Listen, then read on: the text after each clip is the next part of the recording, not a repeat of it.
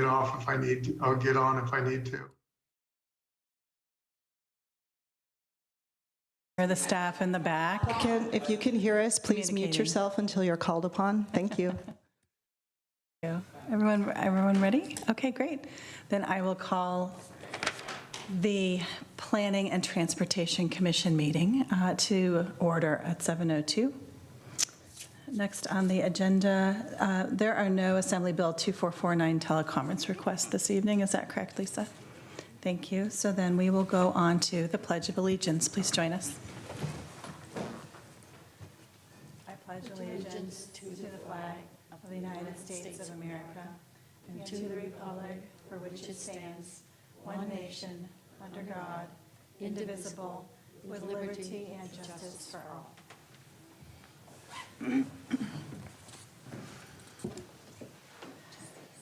Thank you. And now can we have the roll call, please? Commissioner Garvey, Present. Commissioner Castaneda, Present. Commissioner Roof. Present. I would like to announce for the record that our chair, Commissioner Jacoponi, is absent this evening.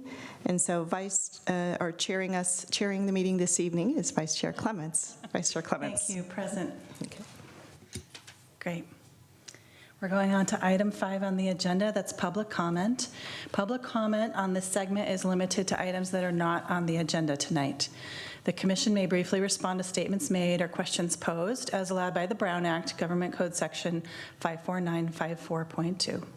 However, the commission's general policy is to refer items to staff for attention or to have a matter placed on a future commission agenda for a more comprehensive action or report.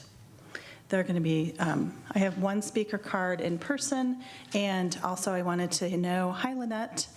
Hello. Hello, welcome. Do we have any speakers on Zoom? There are none at the moment. Okay, great. Well, why don't we go ahead and then call the in-person comment. Kenneth Doe.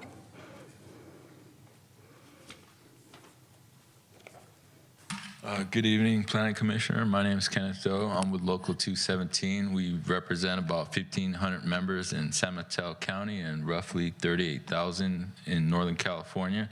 And I just want to speak to you about our core values, labor standard.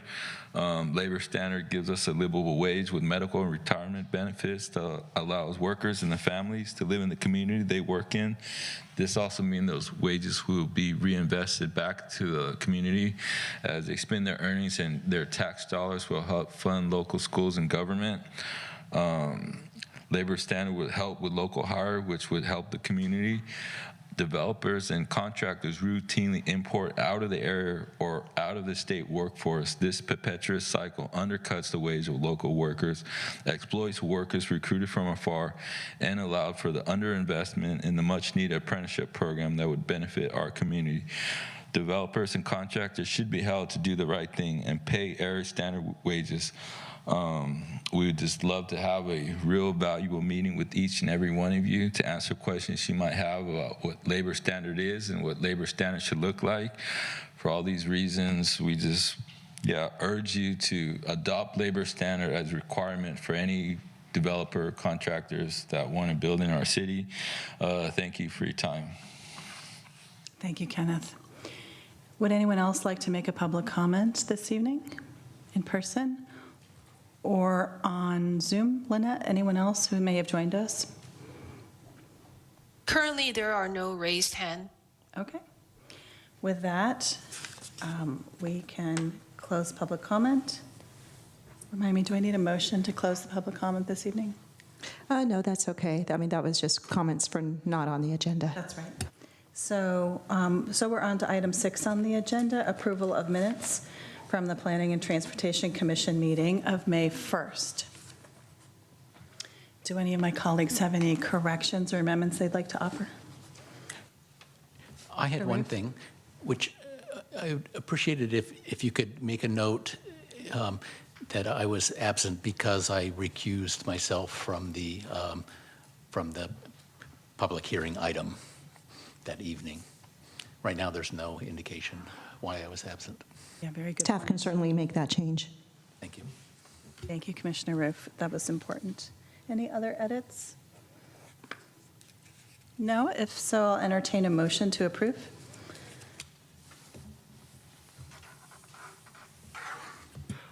I will move the approval of the minutes from the Planning and Transportation Commission meeting of May 1st, 2023, with the edit suggested by Commissioner Roof. Excellent. And a second? I second the motion. Thank you, Commissioner Garvey. And can we have a vote, please? Commissioner Garvey? Yes. Commissioner Castaneda? Yes. Commissioner Roof? I think I abstained because I wasn't at the meeting. You may, but you don't have to through the city attorney's office, but we'll make that note for the record. And then Vice Chair Clements. Yes.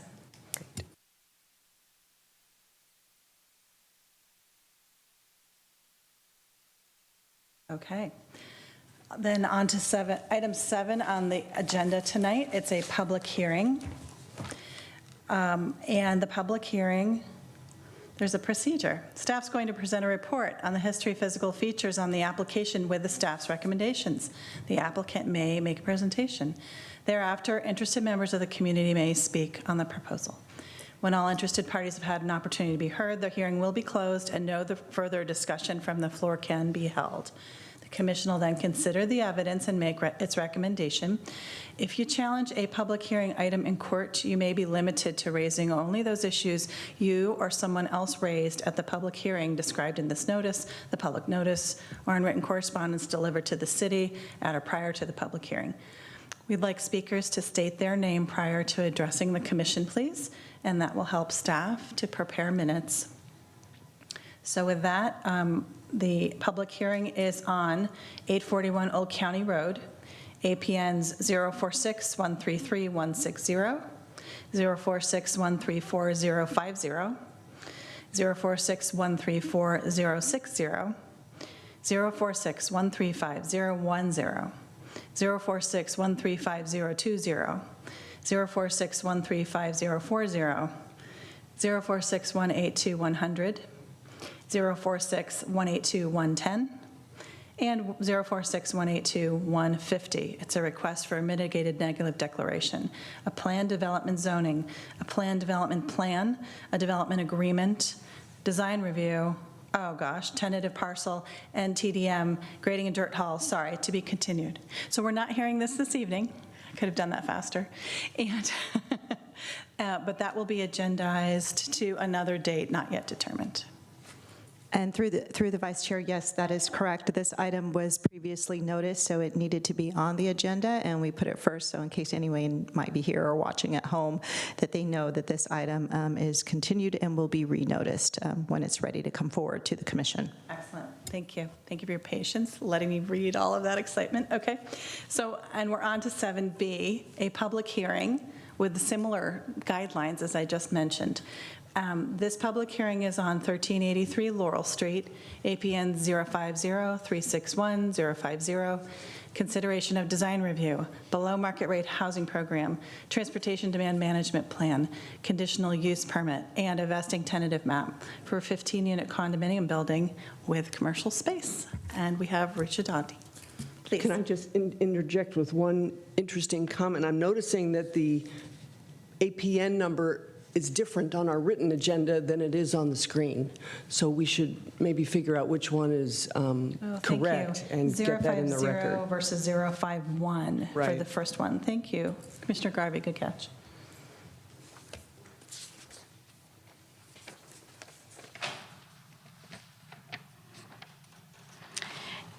The 051361050 is the correct APN. Thank you. So it's correct on the agenda and should be corrected on the screen. Thank you. Okay, hand it over to Rucha. Thank you. Good evening, Commissioners. My name is Rucha, Senior Planner. The item before you is a request for design review below market rate housing plan, TDM, conditional use permit and a vesting tentative map to allow for construction of a new 4-story mixed-use building consisting of 15 residential condominiums. The entitlements requested through this application is a design review for architectural compatibility with the neighborhood and overall design, a below market rate plan for 2 below market rate units that are proposed, a conditional use permit for surface parking lot, which is within the 40 feet of the property line, a TDM plan for 20% trip reduction as required by our municipal code, and a vesting tentative map for the for sale 15 unit condominiums. The overall or high-level project scope consists of 15 condominium units, 2 BMR units, 1 ground floor commercial space measuring 1,095 square feet. This is a 4-story building, and there is at-grade parking with stackers, and under CEQA, this is an infill exemption. The site and project details, this is an existing 8,316 square feet lot in a MUSB zoning district with 16 residential parking spaces proposed, and the proposed gross floor area is 31,656 square feet, and the proposed landscaping is 15.3%. Important to note here, the project was reviewed under the previous code that was applicable before the March 15, 2023 zoning ordinance amendment, and therefore the project will be reviewed under the previous zoning ordinance.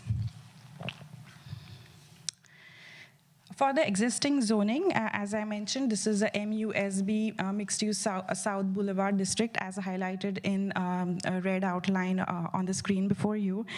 The subject parcel is surrounded by mixed-use neighborhood and El Camino Real in close vicinity of the subject parcel.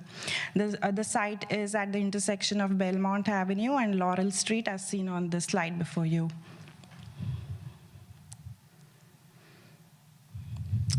With the existing conditions, there is an existing 1-story building on site with a neighboring parking lot for the existing use, as you can see in the aerial view before you.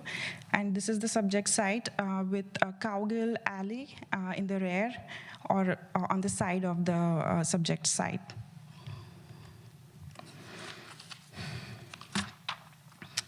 The slide before you shows the proposed site plan and the first floor plan.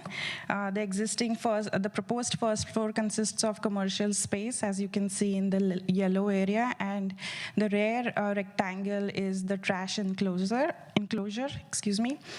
There are 5 trees proposed through this project, where 4 are required by our ordinance, and the tree species will be based on the preferred tree list that the city has.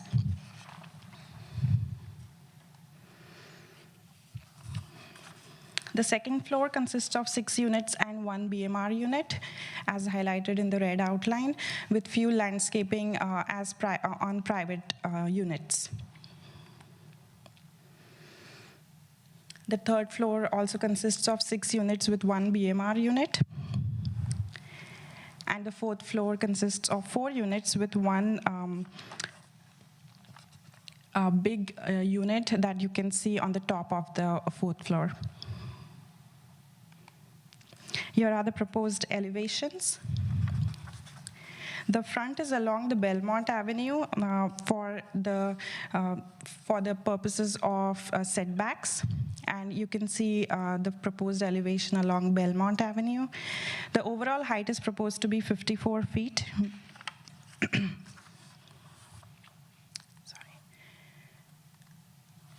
Here is the proposed elevation along the Laurel Street. Most of the commercial space will be facing the Laurel Street, as you can see on the first floor with the glass facade. Here is the rear elevation and then the side elevation.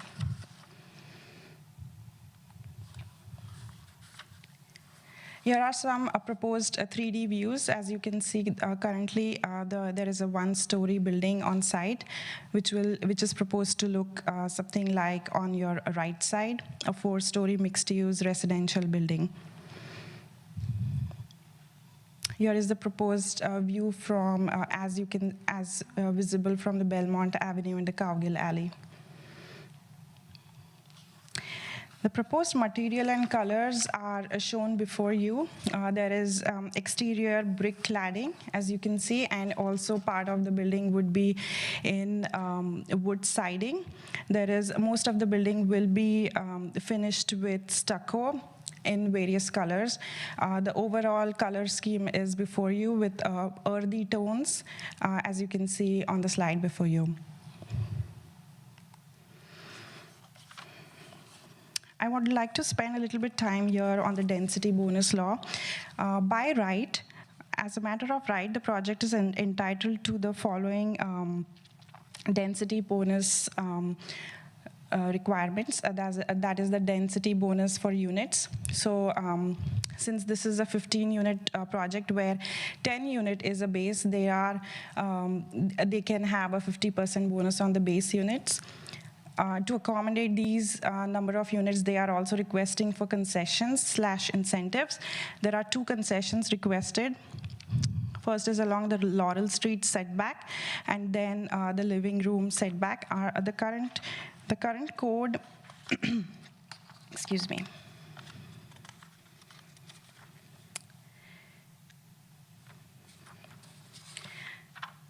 The project is allowed a density bonus increase of 5 units, as I already mentioned, by providing 2 very low income units, which increases the total unit count from 10 units to 15 units.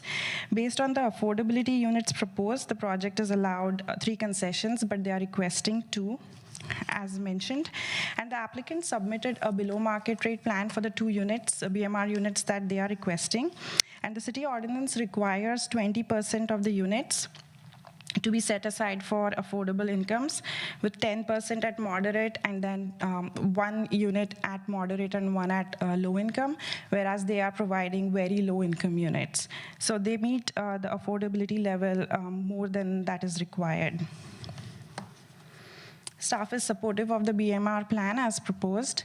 And then they are also requesting the parking per the state law, and therefore these are reduced parking numbers as compared to our code.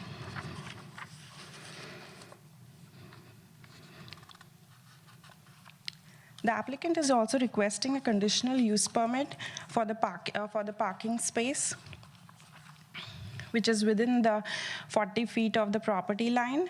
As you can see in the red box, this is the parking area which is within the 40 feet of the property line. The Planning Commission may approve the conditional use permit if it meets certain findings.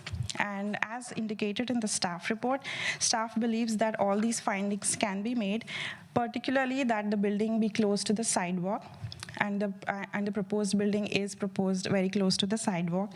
The second, the parking area is screened along the right-of-way, and the proposed design does incorporate those changes or those requirements to meet the findings. And the site is small and constrained. So the existing site is 8,316 square feet, as mentioned before, and to accommodate these 15 units, staff believes that the conditional use permit can be supported for the existing lot.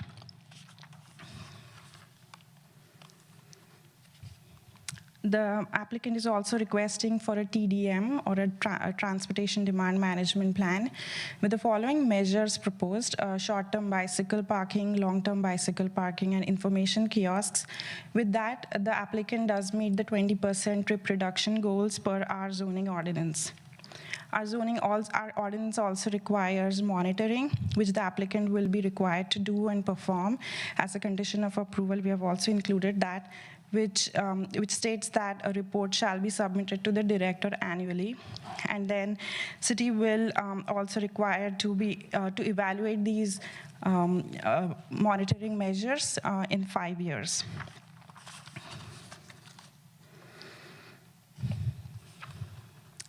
In terms of outreach and public notice, the applicant conducted outreach earlier last year, and you can see as attachment 6, the reports from the outreach are mentioned and attached to the staff report, and staff has not received any comments by far.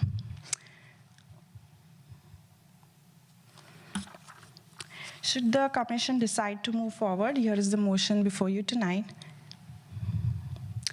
And then we also have the applicant present and also the owner and the architect present via Zoom who would like to present a few slides. And then I will be happy to answer any questions. Thank you. Thank you, Richa. Hi, please come on up.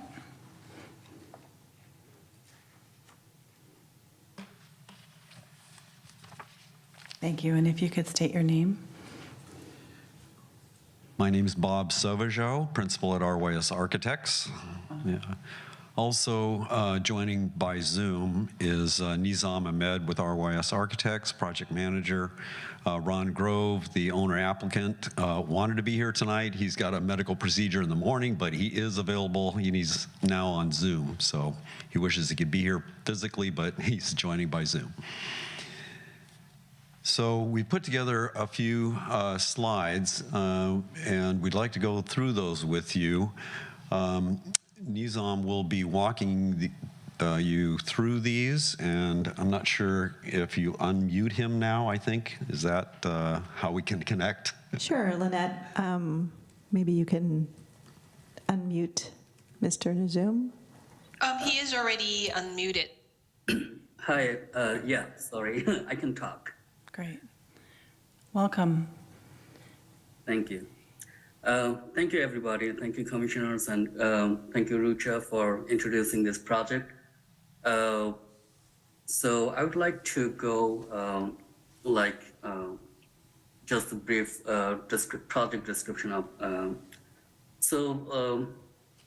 Like Rucha said, this project is located in MU South Boulevard Zone. It's a 4-story mixed-use building. We have commercial space, about 1,000 square feet, and parking garage and residential entrance on the ground floor. 15 residential condominium units with 2 BMR units. Actually, Rucha already introduced all those facts. So we have the commercial entrance, commercial space entrance from the corner of Laurel Street and Belmont Avenue, and it has this 45-degree entrance, which aligns with the design standard for a corner building like that. 16 parking garage, Okay. and then we have short-term, long-term bicycle parking and storage area in the garage. In the next slide, we are showing the surroundings and the environmental settings for this project. As you can see on the screen, the neighboring property is a 1-story commercial space, actually a commercial building. Behind the Cowgill Alley, we have a 3-story office building. Across Belmont Avenue, we have Trader Joe's and Walgreens. On the other side of Laurel Street, we have this 1-story dry cleaning services building. And across the corner, we have 2-story apartment buildings. And it's also important to note that this site is within half a mile, very, what do you call that? The transit stops on El Camino Rail, which actually influenced our parking capability decisions. On the next slide, we are showing the architectural character of the neighborhood.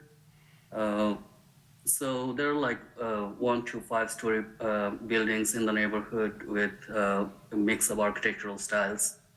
The major materials, which includes the stucco, fiber cement panels, brick, stone, concrete block, aluminum windows, and storefronts. And also, it's also interesting to see the materials are in earth tones that also influenced the decision in our material and color, choosing our material and color. We also noticed the upper story projections over the sidewalks. It's a noticeable feature along Laurel Street.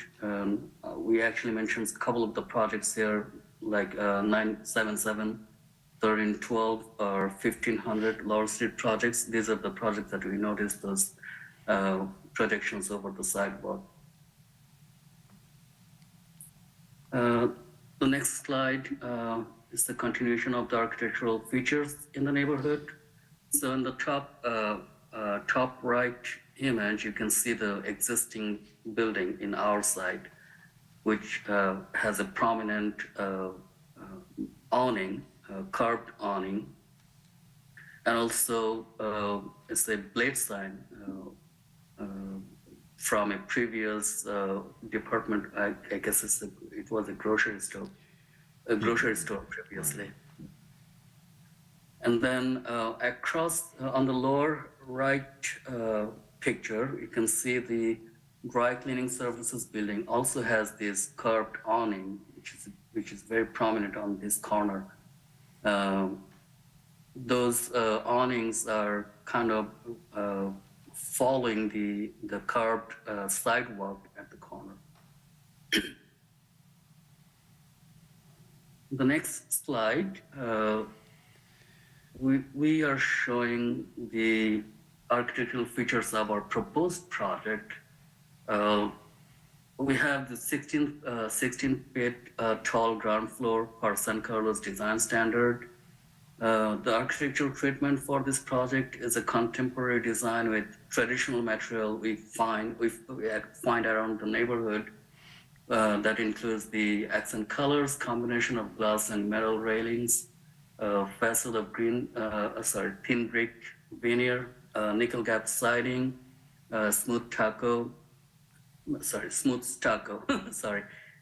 And then we also have the dark bronze aluminum storefront and the dark bronze metal awnings on the ground floor, which visually separates the ground floor commercial space and the upper floor residential uses. The curved awning, we kind of inspired by the curved awnings that we found in the existing buildings on our side, and also on the dry cleaning services building on the other side, right on Laurel Street. Then we have the fourth floor step back by 10 foot from the floor below on the street side, which is on Laurel Street and Belmont, and also on the alley side.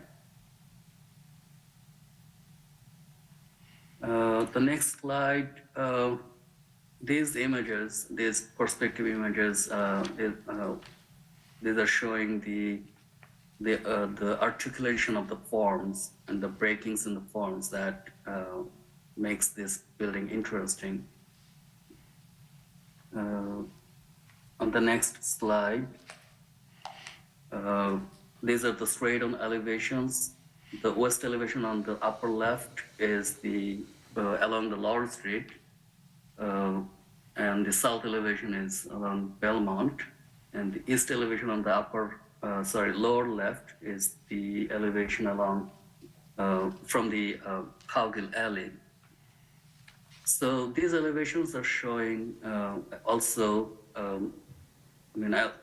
the articulation of the forms, also the color, texture, and material that we're using to make this building more interesting and make an appeal to the users and also for the public. I think that is my last slide. Thank you. Thank you. Bob, would you like to add any comments? Nothing else, but be happy to answer any of your questions. Great. And again, Ron is not available at this point, but. Well, yes, he is. He's on Zoom, so he can answer questions if you have questions of Ron. Hello, Ron. Welcome. Do any commissioners, why don't we start with, I would say, clarifying questions, but actually, first let's hear from the community If that's okay, then we can go to commissioners' clarifying questions. So at this time, if any members of the community would like to speak on agenda item 7B, now is the time. It's for 1383 Laurel Street, this 15-unit development. I don't see anyone here in the chambers who would like to make a comment. Lynette, do you see anyone on Zoom who may have their hand raised? There are no hands raised at the moment. Okay. If anyone would like to raise their hand, we can give it a minute. Or there is a phone number on our screen, too. You could call 669-900-9128, and the meeting ID, 886-354-67439. If you're on the phone, you can press *9 and *6 to unmute. Anyone with their hands raised, Lynette? None at the moment. Not at this time. Okay, great. Well, then I think I will need to take a motion to close public comment. Commissioner Garvey? I'll move that we close the public comment period. Thank you. Second? I second that. Thank you, Commissioner Roof. Roll call? Commissioner Garvey, Yes. Commissioner Castaneda, Yes. Commissioner Roof, Yes. and Vice Chair Clemens. Yes, thank you. Great. Now let's start with commissioners' clarifying questions. Why don't we start down on to my left with Commissioner Roof. If you have anything you'd like to clarify, please go ahead. I see that the minimum landscape requirement, code requirement is 15%, and that's achieved by providing, I think, if I understood it correctly, the planters on the balconies contribute to that square footage. Did I understand that correctly? Yes, that is correct. Okay, and so my question is that are those planters, are they permanent, and are they maintained through the I don't know, homeowner, or are they maintained Through the in a life way of the that project. ensures that they'll continue to be planted and watered, as opposed to leaving it up to the individual discretion of the owners, sort of like plantings generally are around a building. Yeah, thank you for the question. We have a condition of approval within the attachment indicating that these planters shall be maintained throughout the life of the project and also irrigated. They will need to be irrigated as required so that they are maintained through the life of the project. So there is a condition of approval that will support that. Okay, good. I find them attractive. It's nice to have that green on the building. That's really nice. Just want to make sure they stay alive. Anything else, Commissioner? That's my only clarifying question. Any clarifying question? Okay, great. Commissioner Castaneda? I have a question on the north side of the building, the height there, and how close is that to the adjacent business? Is that the Hacienda restaurant that it's next to? Nizam, would you like to take that question? Yeah, it's zero outline, so it's on the property line. So am I also correct that there are no balconies on that side? No, ma'am, there is no balcony on this side. Okay, but it would be, the upper stories would be visible from that patio area of the Hacienda business, is that correct? Well, I don't know, yeah. Sorry, for now, this is a one-story building on the neighboring lot. Right. So, yes, this will be visible from that property, yes. Okay, thank you. Great. Anything else? No? Commissioner Garvey? Thank you, Vice Chair. Two questions. The first one relates to the Transportation Demand Management Plan. I was reading in there, can you help me understand what are the CCAG requirements that require a 25% reduction as opposed to a 20% reduction for the plan? And I was reading condition number 13 that talks about the need for an amended TDM plan to be submitted to the building department. Can you help me understand why that additional requirement is there, and what does that mean? Yes, that is correct. Thank you for that question. So this project, because it is within the half-mile transit corridor of a transit stop, they are triggered with a CCAG requirement of reduction of 25% trips. And CCAG has this checklist where there are required measures that they would need to perform to meet that 25% threshold of trip reduction. Now, our code requires 20% reduction, which they meet, and which is within the purview of the Planning Commission. So with the amended TDM plan, we would make sure that the applicant is also in line with the requirements of CCAG, and that can be submitted as a deferred submittal after this, so that we make sure they are consistent with the CCAG requirement. So if you're near a transit corridor, in this case, we're near El Camino and they're near a bus stop, then more is expected of you in the way of trip reductions. Yeah, and another point of, another is also dependent on the number of units. So this project is also within that. If there are more units, then more trip reduction is required. Thank you. That was very helpful to learn that. My second and final question relates to the car stacker. On the commission, I think we've approved 2, maybe 3 projects with car stackers. Are they working okay? Are they working as intended in the other projects? Any issues with the car stacker, or pretty confident that this one, like the other ones, works as intended? To my knowledge, I know 2 projects that have car stackers. However, I do not have information, like we haven't received any public comments or any complaints as far as today, and to my knowledge, but I would defer to Andrea if she knows anything.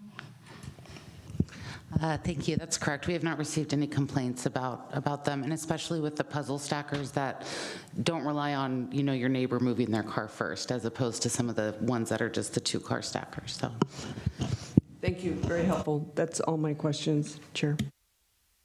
Thank you. I had a couple of questions. Back to the TDM plan.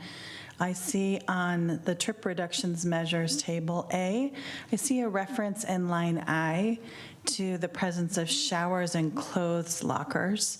And to me, I always thought of that kind of feature as a business building feature that would be unusual, and that people could bike to work and then shower there. But I see that it is credited with 15 points, but really that's because it's a residential building. So I was a little confused as to whether that pertains to all buildings, and is it applicable here?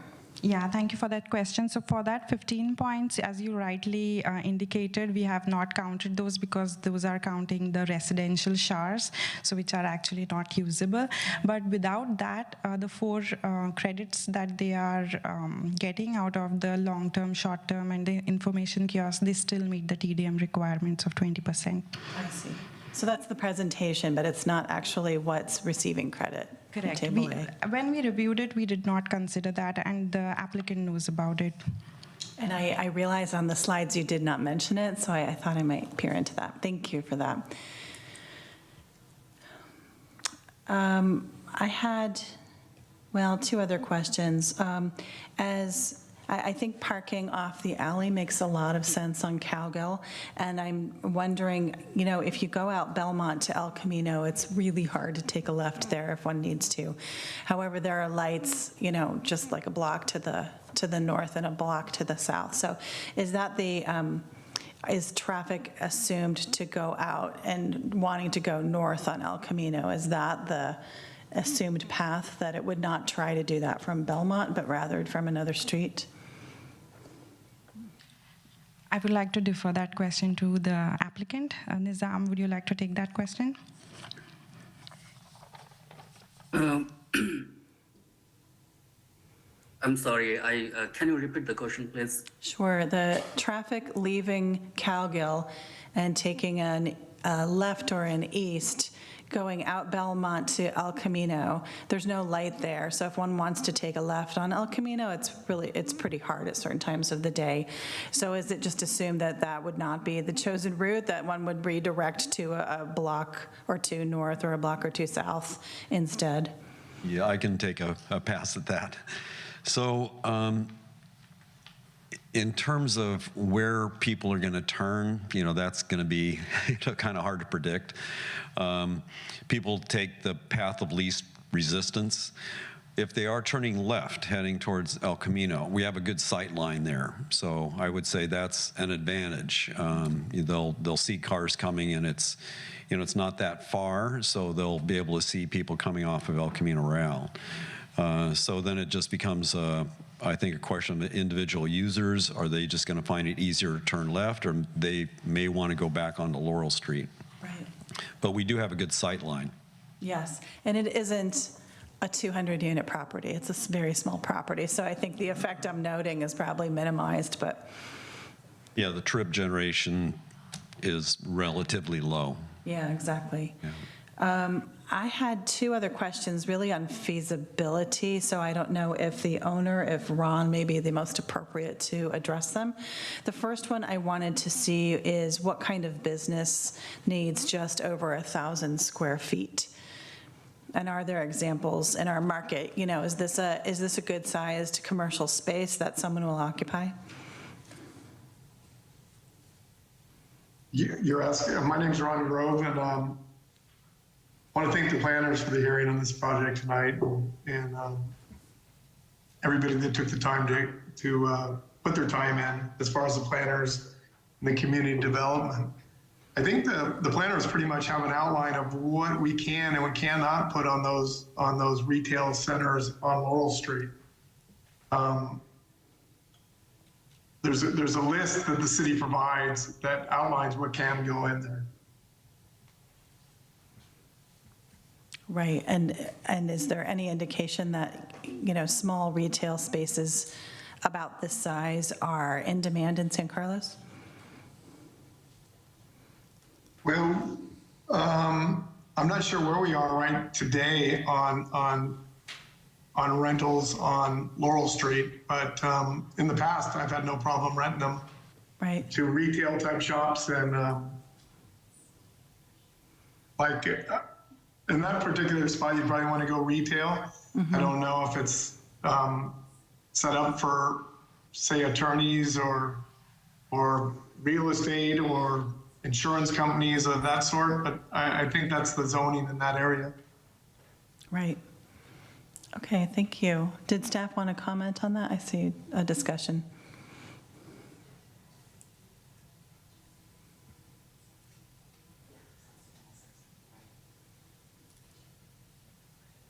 Sure.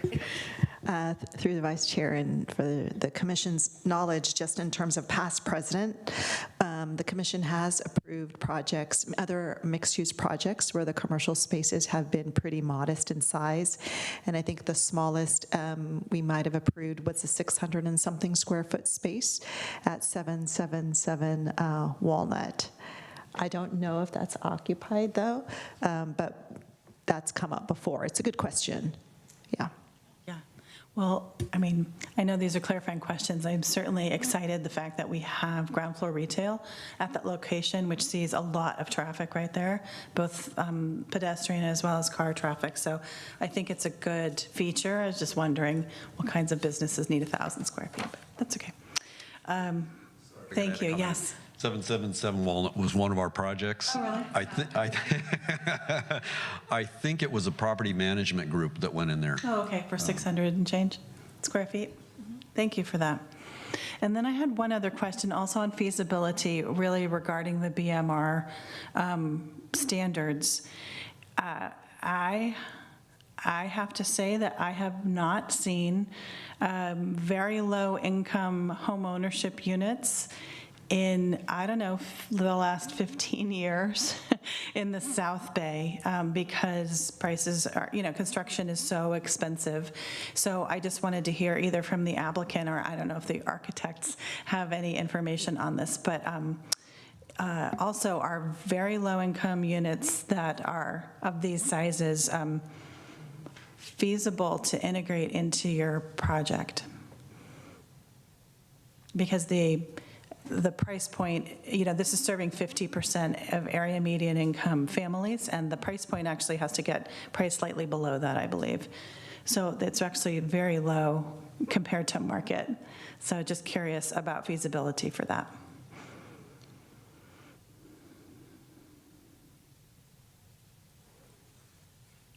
Ron, if you're still on the line, or I don't know.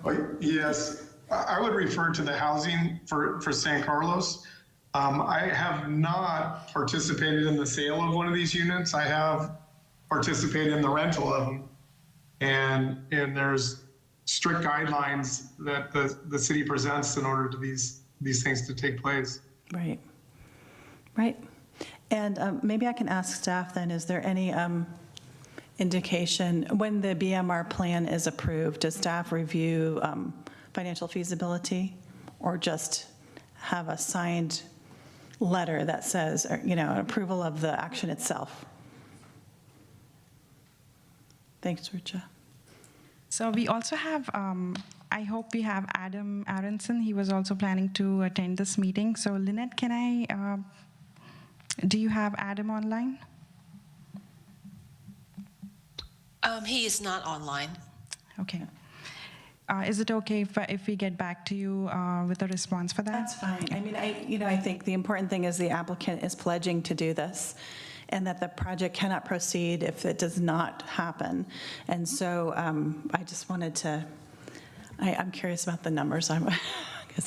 That's my background. So anyway, but the important part is that this is designed with that in mind, and it's integral to the design and the number of units and meeting state law. Andrea, did you want to comment? I wanted to sort of add some additional information while not really 100% answering your question.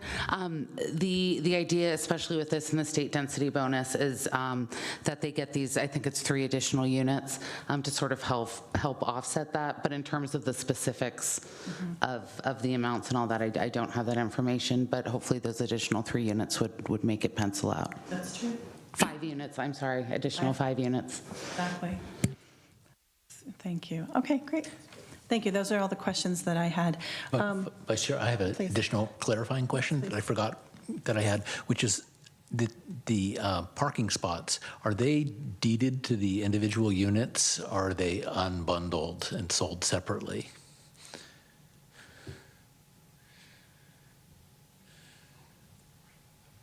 Are you asking? I'll let Ron respond to that one. Yes, Ron, if you're online, if you could respond. Yeah, they're going to be designated per unit. They're not for sale.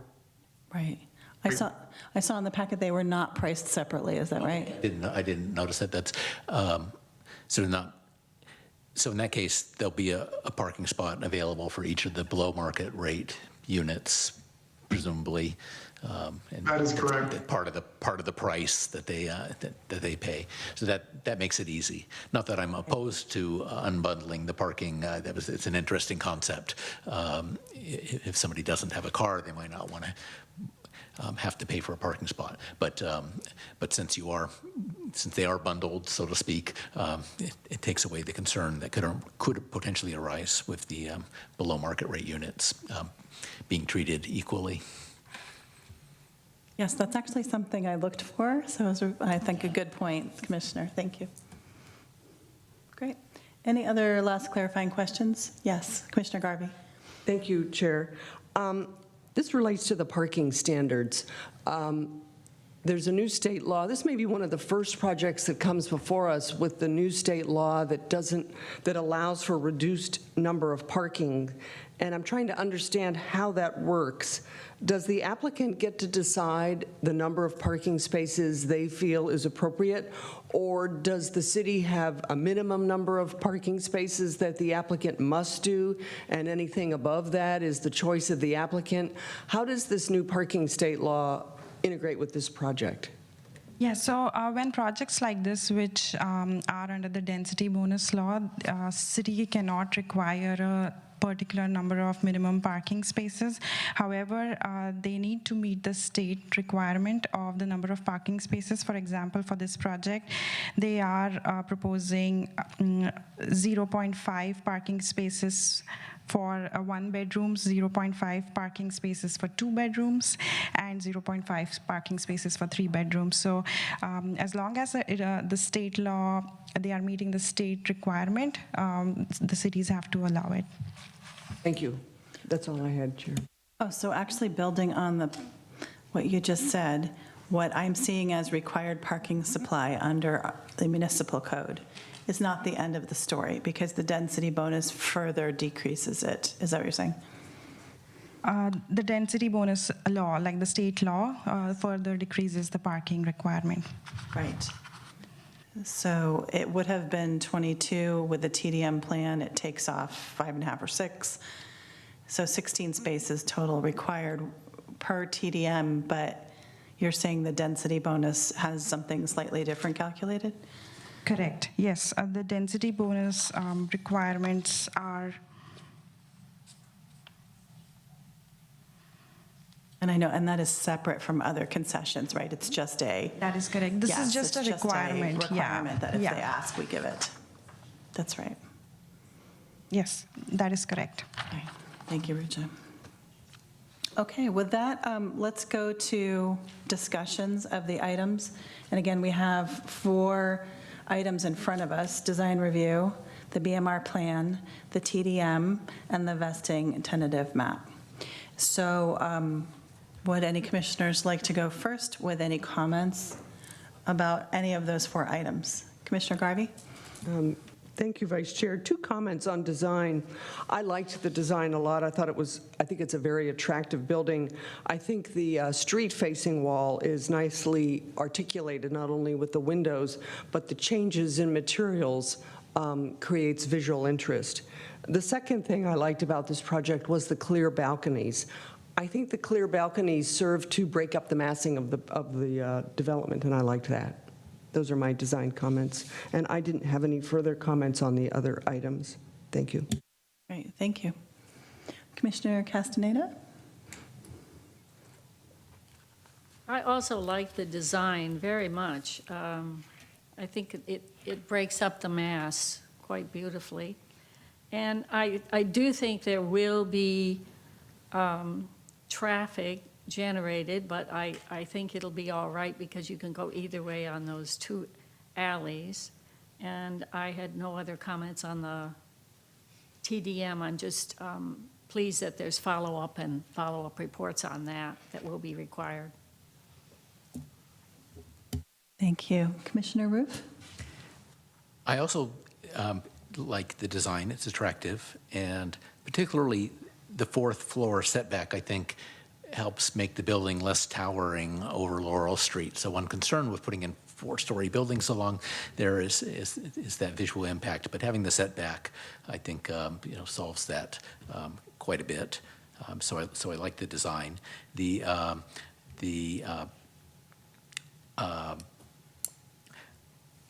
affordable, the very low income units. I think kudos that you managed to work that out. It's nice to see that the deal works with the extra units, and we're getting the benefit to the community of those units, and we can certainly use that category, I imagine, of units. So that's really nice to see happen. So overall, I have no other concerns, and I'm supportive of the project. Thank you. Well, I'll make a couple of comments. Like my colleagues, I really liked the design. I also thought the color palette was contextual. I love the metal railings and the clear balconies. I think both are very attractive, and I agree that there's quite a bit of articulation, but the building does not present as too busy. And I think that has something to do with the color palette, but it was also, I just think, well designed. I think it's going to be a huge improvement over what is there now, because I go by that site all the time and say, why isn't there a business in that? Or why is it still empty with butcher paper on the glass? I'm super excited that this would proceed. as I said before, I love that there's ground floor commercial at that location. I think it's a good location personally for some kind of small business to go into. And the idea that there could be a very low income, 2 households purchasing at that location is just incredible to me. So I truly hope that it is feasible to go forward and that this all works. And yeah, and I commend the applicant for making that work. One other thing, I didn't realize the importance of the curved element, the overhang, until the presentation tonight, and I really appreciate the effort to mirror the property across, which I really like because of its historic nature, and to keep that metal, even though it's not silver, it's still going to be metal, that curved element around the front of the building in the corner. So I thought that that was particularly nice and really fitting into the neighborhood well. I'll say one other thing, which is it's a very small site, but I am surprised at how it does not feel like too large of a project for that very small site. And again, even though it's 1 story across the street, the property behind it, and there's El Camino, is quite a bit taller. So I think it's 3 stories. So I'm really excited for this project to go forward. I told my family about it. I showed them the pictures. Like, I was very excited. So with that, I think we're ready for, oh, please, Commissioner Garvey. There's one additional comment, echoing the comments of the other commissioners on the 4th floor setback. One of the things that we've talked a lot about as a commission is transitioning from higher buildings to single-family residences. And I think this project with the 4th floor setback really helps transition that higher building, higher density housing with some of the lower density parcels that are nearby. So I think the design is a nice transition. And I also think the mixed use helps turn that part of Laurel Street into more of a mixed use corridor. And I think the project did a nice job with that. Thank you. Thank you. Through the Vice Chair, if I may, I have a clarification. So we just heard back from our housing manager. And to go back to your question about the feasibility of selling very low income market rate, very low income rate units, we did receive an update that in the past we have had we have not had any issues selling very low income units, and the HOA fees are also factored into the sales price. So yeah, that's the update from the housing manager. I just wanted to let the commission know. Thank you, Richa, and thank you, Adam, wherever you may be. I forgot to say one other thing, which is the wall that is facing the Mexican restaurant to the north. I really appreciate that it's not a blank wall, that it's well designed, even though there's no projection from the wall because you're at the 0 lot line. But I still found it attractive, and I appreciated there was some effort made, even though visibility wasn't going to be super high necessarily from all vantage points. So, anything else from the commission? Yeah. Make a motion if Commissioner you like. Roof, would you like to make a motion? Sure, I'd like to make a motion. I move that the Planning Commission and the Planning and Transportation Commission approve the request for design review below market rate housing plan, transportation demand management plan, conditional use permit, and vesting tentative map to allow for construction of a new 4-story mixed-use building consisting of 15 residential condominium units and 1 commercial space on the ground floor with at-grade covered parking. 1383 Laurel Street, APN 051-361-050, based on the findings and for the reasons incorporated in the staff report. Commissioner Castaneda? I second the motion. Thank you. Commissioner Garvey? Yes. Commissioner Castaneda? Yes. Commissioner Roof? Yes. And Vice Chair Clemens? Yes. Congratulations, Ron. Thanks for being with us virtually. Thank you to the architects firm for being here, Bob and Nizam online. Appreciate it. Thank you, staff. Thank you. Thanks. Just to note that there is a 10-day appeal period. If for some reason there wants to be an appeal, the Planning and Transportation Commission action will be final unless it is appealed to the council within 10 days of today's date, the date of the action. So the deadline to file an appeal would be 5 p.m. on Thursday, May 25th, 2023. Thank you. Great. Now we are on to item 8A, the study session for proposed accessory dwelling unit ordinance amendments. And I believe staff has presentation. Yes, we do. All right. Good evening, commissioners. Good evening, audience members, whoever's watching. I'm Megan Riddlesberger. I'm an associate planner with the current planning division, and tonight I'm going to be presenting to you a study session on proposed amendments to the accessory dwelling unit ordinance. And I gotta learn how to use the clicker. Okay, so I'm going to give a brief roadmap of what we'll be going over tonight first, just so you have an idea of where we're going. So I'll give some background on why these amendments are being proposed in the first place. I'll let you know some of the impacts and the purpose of the amendments that we're proposing. We'll go through each of the sets. Set 1 is policy related in nature, so I'll give a very brief summary and then we'll wrap back around and come back to those at the end because that's the area where we're looking for the most feedback from you tonight. And then I'll give more background through Set 2, which are cleanup related amendments. These are really clerical in nature and don't really impact the form or the function of ADUs, but they're important nonetheless. And Set 3, these are amendments that relate to state law compliance. So there's some new state laws that have come through, and I'll get into the background a little bit on that and why we're proposing amendments related to those. And then I'll give a summary at the end and some next steps on where we'll need to go. So for a little bit of background, the state of California is promoting the construction of ADUs and JDUs. This has been a really big focus for the last several years. This is because ADUs are a good, flexible, affordable contribution to the housing stock in California, especially during the housing crisis. These are an important contribution to our RHNA numbers here locally. ADUs provide housing for both renters and family members of people who own the main dwelling unit. So these are a great option for a lot of people. They tend to serve multi-generational uses, and they also, like I said, serve renters.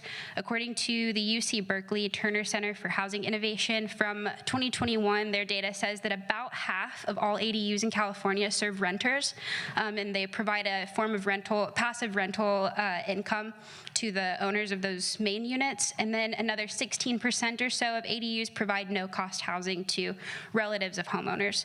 So most of these are being used to serve housing goals. So that's why the state is promoting these. And the City Council in San Carlos recently updated our ADU ordinance in 2020 in response to pretty substantial laws related to what cities can and can't regulate for ADUs and JDUs. We fully replaced our ADU ordinance. And then in 2022, the City Council made some minor amendments to the ordinance in response to some staff recommended amendments to help improve the ordinance and the outcomes. And most importantly, why we're discussing these now, new state laws have taken effect as of January 1st of this year. So that helps spur some of the amendments that we'll be talking about. For impacts and the purposes of these amendments, just to kind of circle back on what I was saying earlier, it's really important that ADUs and JDUs are allowed because these are an important form of housing stock. So what we're trying to do is clarify and standardize our ordinance as we're getting it into compliance with new state laws to make this easier for people to use in order to build ADUs and JDUs. And we want to streamline those approvals, so make this process simpler from A to Z so that there are fewer plan checks and fewer back and forths, which creates time and cost savings for the applicants and the staff who are reviewing the applications, because once it's simpler for us to review, it's simpler to provide those comments and get people through the process and into permitting. And finally, this is an important part of implementing our recently adopted housing element. We have a lot of goals that relate to streamlining ADUs and JDUs, so this is a way that we can help implement our plan. So like I said, there are 3 sets of amendments, and we'll do a brief summary of set 1 just to give you a taste of what we're going to be talking about, and then I'll get into these other sets and we'll come back around for discussion. So a summary of the first set of policy-related amendments. These have 4 different topics. Topic 1 will touch on detached garages plus ADUs. So this is going to be a garage that's completely detached from the main unit, and you'll have an ADU in some form attached to that garage, but not to the main unit. The second topic tonight is going to be JDU configuration. So JDUs are only allowed within the main dwelling unit. So the question we really have is what defines the envelope of that main unit? We'll be talking about ADU heights above first stories. This should say first story, sorry. So we'll get into that and why it's important to define what those heights would be. And then finally, this one might seem like a little bit of a one-off, but we'll be talking about defining ADU refrigerator requirements. You'd be surprised how often this comes up. So set 2, these are amendments to help clean up the ordinance. So the goal here is to make the text more clear and internally consistent. As we're making so many different amendments through the ordinance, these are going to help make things connect all the way through, even into other chapters and sections throughout the zoning title that touch on ADUs. And a lot of these amendments are spurred by working with applicants and homeowners to build ADUs, and we've learned what is easy and what's not so easy to understand about the ordinance. So we'll, like I said, be touching on mostly the ADU ordinance itself, and then there will be some amendments to some of the other chapters and sections where things sort of reference each other. So again, these are all clerical in nature.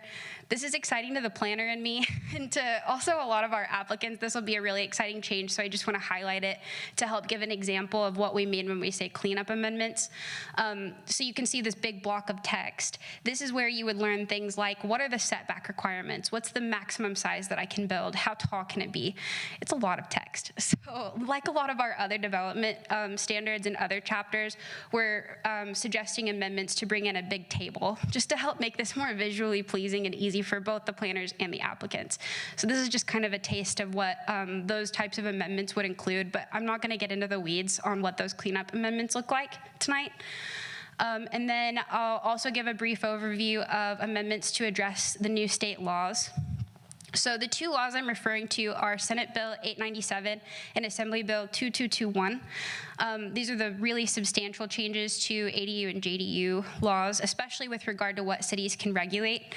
And then we're also recommending some amendments to help further comply with existing state law. Not that our current state law or current ordinance doesn't comply, but this is just going to help make it very explicit that we're within those parameters of what the state allows us to do. So just a quick summary. These are the topics that the new state laws touch on, at least in terms of what we'll need to amend our ordinance to comply with. I won't get into all of these, but I will get into a couple of them that I think are important to highlight because these are pretty significant changes to our development standards. So the first is front setbacks. Our ordinance already does have a little bit of wiggle room for front setbacks where if you have absolutely no other space that you could build an ADU of up to 800 square feet on your lot. So a statewide exemption ADU is what that would be known as. And we'll be talking about those a lot tonight. The state says we must allow an 800 square foot ADU up to at least 16 feet in height somewhere on the lot. So our ordinance already lets you have that wiggle room in the front setback where you can prove it just can't go anywhere else. But the state has revised the law to say that the front setback is much like floor area or lot coverage or natural state, where the city must waive those types of dimensional standards to the extent that we allow the ADU. So we'll need to make some adjustments to our language to get in line with this, but our ordinance already sort of allows us to comply with this as is, so it's not necessarily changing a lot about what we could see in San Carlos, but this is something that the state has put into effect. And then another really important change that's coming, or actually is already in effect as of the beginning of the year per the state, height maximum or minimums have changed for what we're allowed to say is the bare minimum. Detached ADUs were only allowed to go to 16 feet per our ordinance, and that's the minimum that the state says we must allow is at least 16 feet in height. Now that is going to change to somewhere between 16 to 20 feet, depending on certain lot conditions. So you could see an 18-foot tall detached ADU, and then you're also allowed to have some wiggle room of 2 feet to match the roof pitch of the main building on the lot. So that's how we end up with 20. And then attached ADUs, a minimum, they must be allowed 25 feet in height. But we'll get into some adjustments that could potentially be made there to make it make sense for the architecture on a site, for example. So Set 1 is going to be where we really want the Planning Commission's input tonight. We're really interested in having a discussion here. And just to give you a little bit of an idea of the format, I'm going to summarize each of the topic areas that we're talking about, and then we can either stop after each topic and go back to the slides and we can talk about those recommendations specifically, or we can get through them all and then come back at the end. It's really up to your guys' preference. So if you guys flag me down and want to move backwards and go into those recommendations, just let me know. So again, we're going to be talking about detached garage plus ADU, JDU configurations, ADU heights above first stories, and then we'll be talking about refrigerators. So just a summary, this is what the detached garages and ADUs topic will be covering. 3 recommendations. 1A, allow ADUs to be located both above and below detached garages.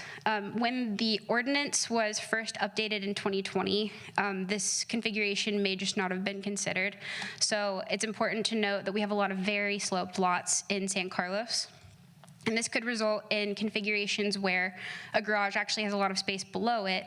So this is why staff is recommending that this be a considered amendment. This is something that we've run into in applications. So that's really the source of several of these recommendations, is either we've run into it in applications and have worked through problems that we'd like to streamline, or in some cases, these are going to be spurred by state law changes where we're saying, let's make this more consistent with our zoning ordinance. So this is recommendation 1A. 1B. Staff is proposing amendments to allow ADUs to be located outside of the detached garage footprint. So this drawing that you see references an ADU below a detached garage if we were to allow them to be below the garage. But keep in mind, this also, at least the way that we're currently proposing it, would allow the ADU to go out of the footprint of the garage below or above, so in either configuration. So that's something to consider. One other important thing to note is that a standard garage is going to be about 400 square feet. We have to allow up to 800 square feet for an ADU. So the footprint of the garage may sort of artificially limit that ADU, or conversely, the ADU might cause someone to build an excessively large garage, but in reality, we're not going to see that scenario as often. So this is recommendation 1B. 1C, all other ADU configurations that we allow, we do allow you to face your deck or your balcony to a rear or a side when you need to for minimum safety requirements. So staff is recommending an amendment to allow detached garage plus ADU configurations to do the same. This is purely for safety, so it would need to be demonstrated that it's a feasibility issue. And this is something that building department would help us verify. But that's the source of where this recommendation is coming from, is it's to get it consistent with the other ADU configurations. So that is all of the first set. If you'd like to run back through those for discussion, we can, or we can keep going. They all sound reasonable to me. I don't have any clarifying issues. Does anyone have any clarifying issues on this first set? Putting a second-story ADU on top of a garage, often those garages are pretty close to the property line, and so there could be a fairly high privacy impact, which I know we don't protect privacy through the zoning code. But is there any, is it sort of the only way to do it is to have this there, or is that something that you're free to put the ingress, egress wherever you like, based on other considerations? I don't know if I follow exactly what the... And is there any, is having a, say, a little porch on a second-story ADU, which would be overlooking the neighbors, is that a last resort situation, or is it just free choice? Well, the porch portion of it, so if I were locating like a balcony or a deck, that would be something you'd have to prove. The way that we're proposing it now is you would need to prove that it's for minimum ingress and egress. It's the only place we can put this exit or this entry for this ADU, and there's just nowhere else that we could locate it. In a scenario like that, so we're talking about like a typical existing detached garage, if you had something fairly old, it might be at that 0 lot line on the rear and the side. Realistically, you won't really be facing the 0 lot lines, or even the one, there wouldn't really be room, right? So you'd likely be facing it either toward the front, so that's already allowed, or toward the side of the other side of the lot, if you can kind of envision. Instead of that 0 lot line side, you'd probably be looking something like 30, 40 feet away. If you were facing it in that direction. But yeah, this would be to allow this in any circumstance as long as it's a minimum ingress or egress issue, which previously, since detached ADUs were only allowed to go up to 16 feet in height, it was pretty much impossible to build a second story on your ADU. You wouldn't have a 2-story ADU, so you likely wouldn't be talking about decks or balconies above that first story facing those directions in the first place, except in this configuration, the detached garage plus ADU. But now you can build a 2-story by right, at least if your lot meets certain conditions. So in those circumstances, you can face that balcony to the side or to the rear, even at that second level. So this would just be getting the detached garage plus ADU configuration consistent with other detached ADU types. And if you attached your ADU to your main building, at this point, there isn't anything restricting you from facing that deck or the balcony to the rear or to the side, as long as it's minimum ingress or egress. That's the reason why. I don't know if that Through the chair, if I could add to, I think to also drill down. I don't know if you'll remember a year or two ago, we had an ADU on a corner lot that was in this situation. So this is really saying that, as Megan said, only if necessary, but also only at the minimum requirements. So you couldn't build a 300 square foot porch and say, well, this is my egress. You could build 3 feet by, I don't know the exact dimensions, but whatever the building code is. So it's sort of a 2-layer test. Is this the only place we can do it? And if it is, what are the minimum requirements? And you can't exceed that. Even if it's not the best looking design, we're concerned about meeting building requirements and meeting the intent of not having this huge deck face your neighbor, for example. Yeah, the if necessary part of that makes me comfortable. Yes. Any other comments on this set 1? I have what I think is probably a dumb question, but No dumb questions. trying to get my head around some of these phrases. The ADUs above the first story, recommendation 3A. New state law requires a minimum allowable height of 25 feet for attached ADUs. Yes. So this sentence says, so minimum allowable height. What does that mean? Minimum for the city to regulate. So I see. So if it's 24 feet, there's no way that a city could regulate below 25. That's the minimum that the city must allow, Yes. kind of by default. Yeah. Thank you. That's a good point. So there's sort of a two-prong issue with really any of the dimensional standards, where the state is sort of regulating what the city can regulate. So the state's saying the minimum the city can do, but they're not regulating what that minimum construction amount would be. Like, they're not saying ADUs must reach 25 square feet. Exactly. Or 25 feet in height. That's how I was reading it. Yeah. It was like a minimum that you have to have at least 25 feet high, ADU above, if you're doing that, but that's not what this means. Okay.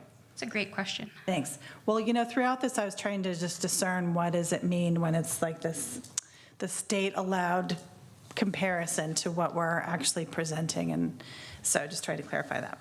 Makes sense. Thanks. Okay, maybe on to set 2 then? Okay. Set 2 will be focused on JDU configuration. So again, JDUs are only allowed within the main building.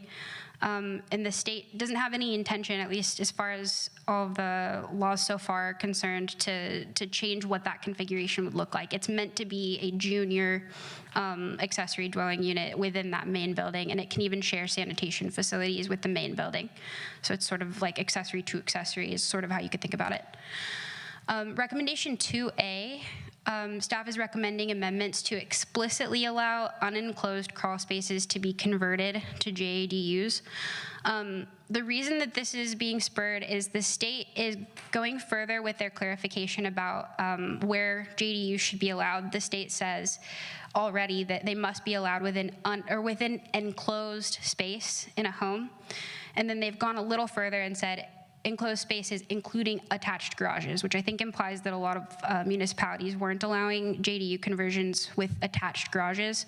So we're making that amendment within that cleanup section that we've talked about, just to further, or I'm sorry, within the state law changes, just to make sure that we're really being compliant. But our ordinance is already silent on that, and in practice, since we count attached garages floor area toward the whole building, we've already been allowing garages to be converted. So this is taking things a little bit further, and we're talking about these underutilized spaces on lots that are within that footprint of the existing building, but they might not necessarily have walls around them. So in this circumstance, we're looking at a very sloped lot, an existing house that's at the top of the slope, and then below it, maybe we've got piers and beams, and no one ever thought to close the whole thing in, or maybe it's partially closed. So this is suggesting amendments to allow use of that space for a JDU. And then building off of that, recommendation 2B recommends that we remove the requirement that new additions shall not contain JDUs. So this is sort of, at least for the illustration purpose, we're building off of a situation where we're talking about maybe an unenclosed crawl space. You convert a little bit of it. You don't want to grade into the hillside, so you've converted what you can, but it doesn't leave very much space. So you could add a little bit more floor area to create a viable second unit on this building. Right now, our ordinance doesn't allow this, and right now the state does not require us to allow this, so this is something where we would be going above and beyond what the state requires us to do. But this is a recommendation that's also based in practicality, because right now, effectively, what people do when they want to create a JDU in this way is they will permit an addition, which might even go through the full design review process with planning. So fees with planning, and then you go through a building permit, and then you come back and you re-permit it through building as a JDU. So it's not that you're not allowed to create a JDU in this way, it's just there are multiple steps. So this recommendation would remove some of those hurdles. But again, this would be above and beyond what we must do.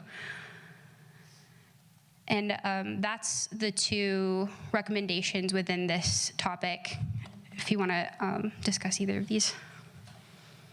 Yes, Commissioner Garvey. Thank you, Chair. One question. Is there a minimum plate height if you want to enclose your crawl space in order to have the square footage qualify? It can't be 7 feet, right? It has to be, does it have to be a minimum height, or can it be, can it be something less than 8 feet? How does that work? I think minimum habitable is 7 feet, but I don't want to speak for building code too confidently. So my understanding is 7 feet. It would definitely be, depending on your guys' feedback, I think what we'll likely do is then discuss a lot of these suggestions with building division to see how this intersects with building code. But we kind of want to make sure that everybody's amenable to it. But yeah, to answer your question, I mean, you couldn't convert like a 4-foot or 5-foot part of your crawl space. I don't know if that answers your question, actually. Yeah, that's helpful. And I didn't have any other questions, and I am supportive of the recommendations. Thank you, Commissioner. I can't resist saying, so no hobbit dwellings. Yeah. No, we were like legal permitted places.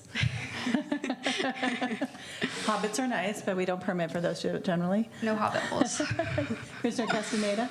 Just a clarification where the JDU is allowed to extend beyond the limits of the existing house. Are there any restrictions on that? It's just that a portion of it has to be connected with the existing house, but there's no dimensional requirements or anything there, right? Right.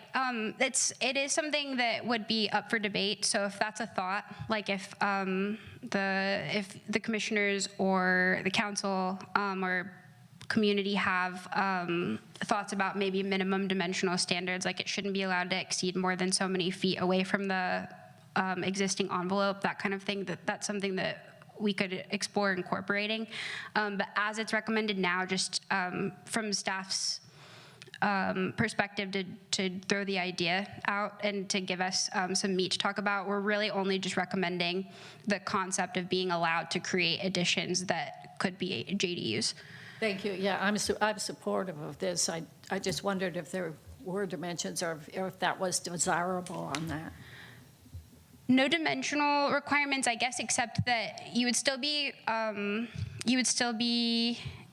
subject to the parameters of what would be allowed in the normal building envelope. So if I were doing this within a single family home, for example, we would still have setbacks to contend with. My understanding is the state does not allow reduced setbacks for JDUs. They do for ADUs, but a JDU in this circumstance would be subject to the same setbacks and height and design standards. Okay, that's helpful. Thank you. Sure. Commissioner Roof, did you have anything else on these? No? Okay. I had just a couple of comments. I had one question, which is also a silly question, but the zero with a line through it, what does that symbol mean in this illustration? No JDU. Not allowed to be a JDU, No but it can be. JDU. I guess, yeah, I had a hard time trying to figure out exactly how to depict this, but trying to communicate, I can do an addition there, but it can't be a JDU. Although I could do an addition and come back and permit it, and now since it's existing house, now it can be JDU. Right. Okay, so now we would be fixing this so that we would say, yes, JDU, exclamation point. Yeah, I'm glad that in recommendation 2B, you spelled out what the process literally would look like if you did want to do this, and that's absurd. That is like crazy town. So I am glad that we are making this change, because I think that, of course, you should be doing things all at once during construction and not risk that later you wanted to do something and then it wouldn't be permitted later. That's really inefficient. So thank you for doing this. I'm strongly in favor of both of these changes. They say the same thing at the planning counter when we explain that. Crazy town comes out. Is that the... Exactly like that. Okay, good. Thank you. Okay, next set. All right. And these next sets just have one recommendation each. So this recommendation talks about ADU heights above the first story. So this illustration is depicting a single unit dwelling home, but keep in mind that this recommendation is referring to all configurations where you could allow an ADU. So we could be talking about a multifamily building or a mixed use building. So our recommendation is to allow the height of an attached ADU to be determined by the base zoning district.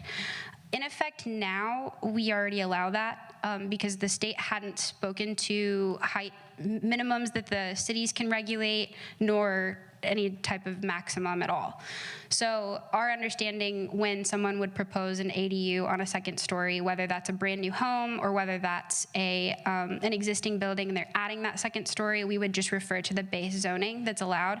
But in this circumstance where the state is now speaking to the minimum that the city must allow, we have to codify something. So the question is that codified height going to be 25 feet when it's attached to a building no matter what, or should it be somewhere in the middle, or can it refer to the base zoning district? So that's what this is getting at. The illustration depicts a circumstance where I'm adding an ADU to a single unit dwelling, and that dwelling is exactly 28 feet, which is the highest I'm allowed to go in a single family zoning district, as long as I'm not in the hillside, which I won't get into because that gets complicated. So this is a flat lot, and I build to 28 feet, but my ADU, which is only an ADU as far as the interior is concerned, as far as the occupants are concerned, it's only allowed to go to 25 feet if we adopt with only the state's minimum requirements for the city, which means that for the architecture, you're essentially taking a chunk out of the building. You're creating sort of a jagged roof line.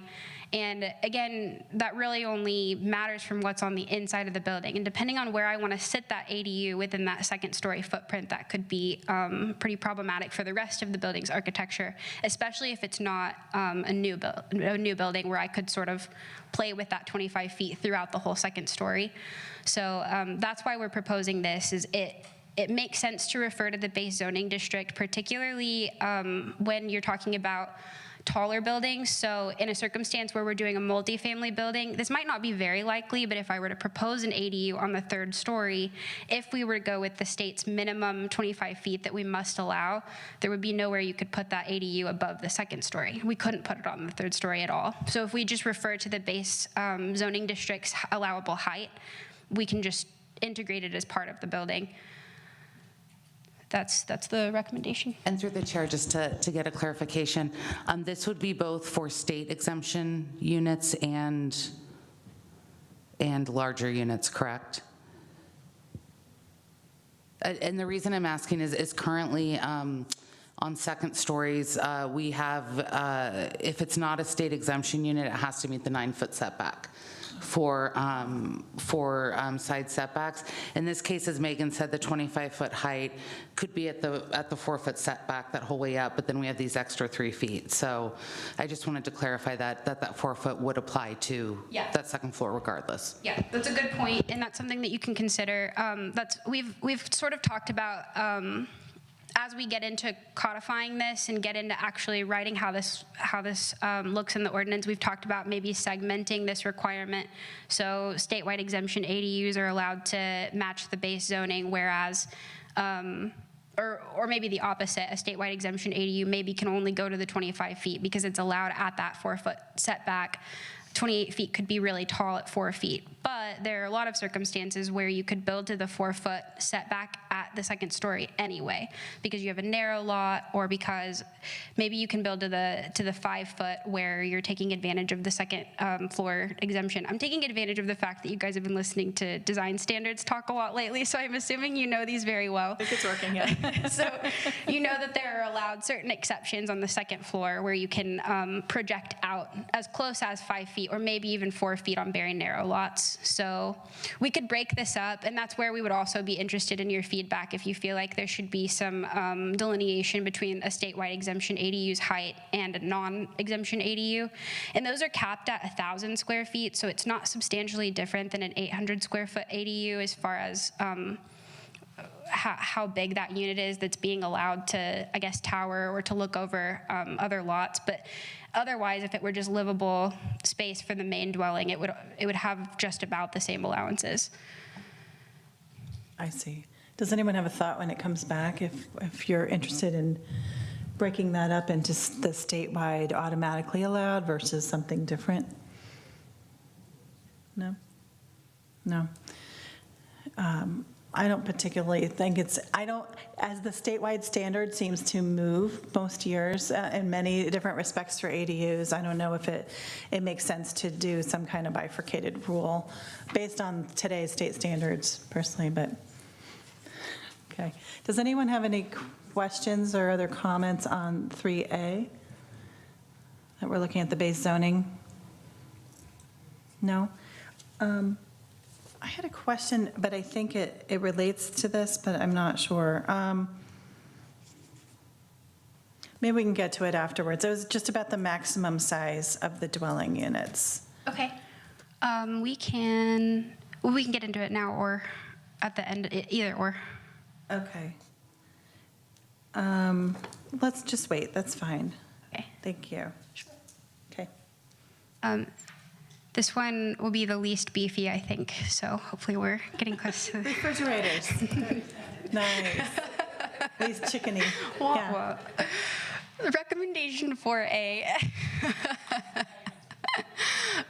Recommendation 4A relates to minimum sizes for the required standard refrigerator. We require a standard refrigerator, that's the exact term that we say, and in addition to built-in cooktop or stovetops, in addition to food preparation counter space and storage areas.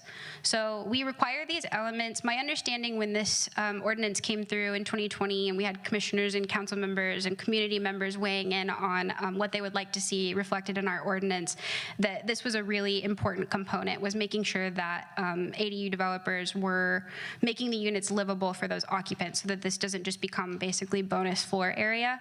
So that's my understanding of the original intention for saying standard refrigerator is required, but there is no building code requirement or parameters or anything that speaks to what a standard refrigerator constitutes. So what that really looks like is the building inspectors go out into the field, they inspect the ADU, they look for the refrigerator, and there's no way to really argue if it's a dorm-sized refrigerator or a beer cooler. So what we're looking for is something that staff can point to, and we did recommend some minimums. These are based on looking at refrigerator listings online and looking for the lowest dimension on each of the suggested dimensions possible to try to be as fair as possible and as inclusive as possible to all of the different appliances someone might want to buy.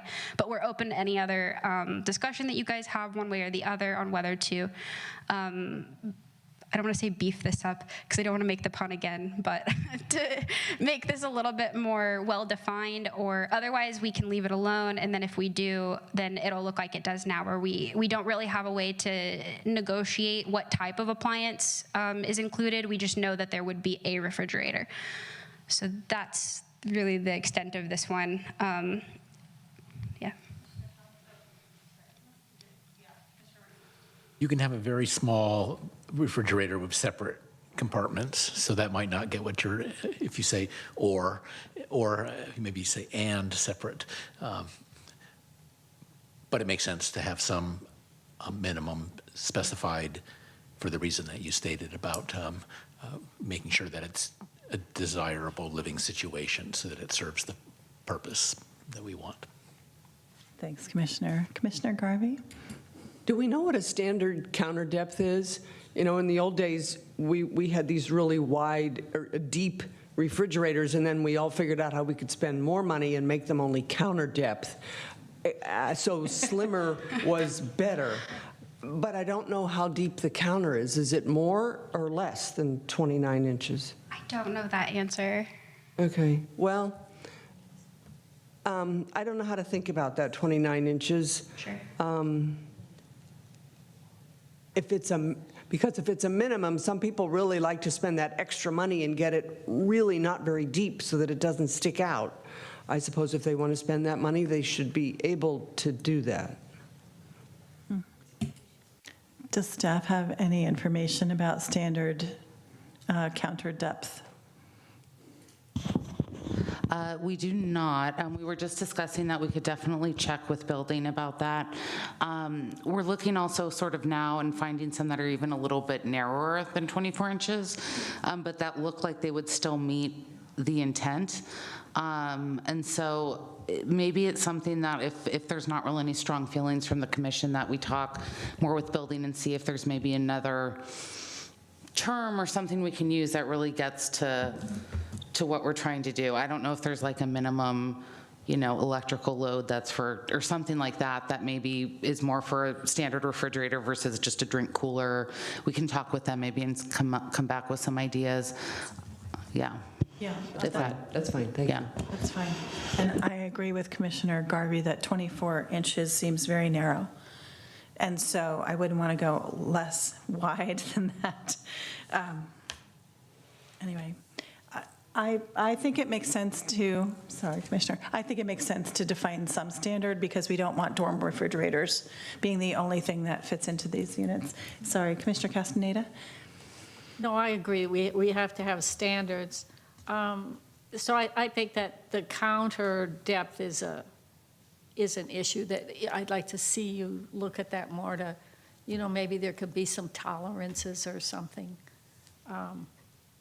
But I think we have to have a standard, or a numerical value. I would like to ask a related question. In the text that was provided redlined on online page 29, it looked to me, so it's section 18.40.020. There is a definition of JADU there and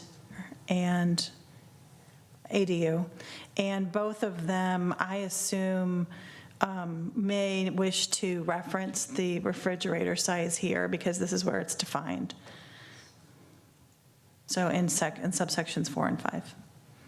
Exactly. Actually, what's interesting, well, and a little frustrating is these requirements for the interior, for the ADU, like refrigerators, sleeping, cooktops, all of these little interior elements are only located here in this use classification section. The JDU, it's repeated over in the ADU section. So one of those clerical amendments that we're proposing is to locate these ADU interior requirements in both places, leave them in use classifications, and also mirror them over in the ADU ordinance. So you're catching on one of the things that we stumble over a lot in planning. And this is something that catches people often, especially homeowners who aren't typically going to be very well versed in parsing through a zoning code. They're just trying to build this new unit in their home. This is something that people often miss for ADUs, or these interior requirements. So it's important that we reflect them over there. And this is something that the planners really focus on when we're reviewing ADUs. We make sure that all of these interior elements are noted, drawn, because we want to make sure that these units are genuinely livable for occupants. Right, exactly. Thanks. Did you have any other scenarios you wanted to put in front of us?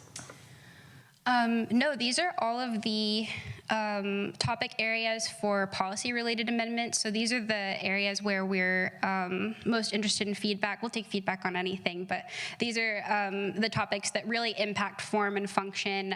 They tend to go beyond what the state is requiring us to do. So it's important that we take in feedback and make sure that we're thinking about it from all angles, from all slope conditions. So these are really the main areas. I can jump into a summary if you want, and then we can come back around for general questions. Sure. So staff is recommending 3 sets of amendments. Set 1, policy-related amendments. Set 2, cleanup, clerical. In set 3, these are state law compliance amendments that we must make in order to get into compliance. And so we're, like I said, looking for direction from you all on these amendments. And then once we've incorporated your feedback, then we anticipate coming back to the Planning Commission. And at that point, we would be bringing you a resolution and those finalized amendments as exhibits, and looking for your recommendation to the City Council on whether you would like to see them adopt those amendments or make any changes to them. And then City Council would move it on from there. Do you have a timeline for it to come back to us? I might see if other staff have any thoughts. If not, that's fine. Just wondering. Not 100% yet. As soon as possible. We really want to get this updated in accordance with some of our housing element actions. We, in the next month or two, we have some single-family design standards as well as SB 9. So it's likely that we might combine them just in terms of efficiency and kind of see how that goes. We have a pretty full next few months in terms of Planning Commission agenda, so we'll also take that into consideration as well. And of course, the state laws that have already passed, even if our code doesn't exactly match with that, we'll of course still follow the state law for those, yeah. Well, I had a couple of general questions as well, if that's okay. I was on online page 19 on maximum size, that the floor area for an ADU shall not be greater than 850 square feet for a studio or 1,000 square feet for more than 1 bedroom. And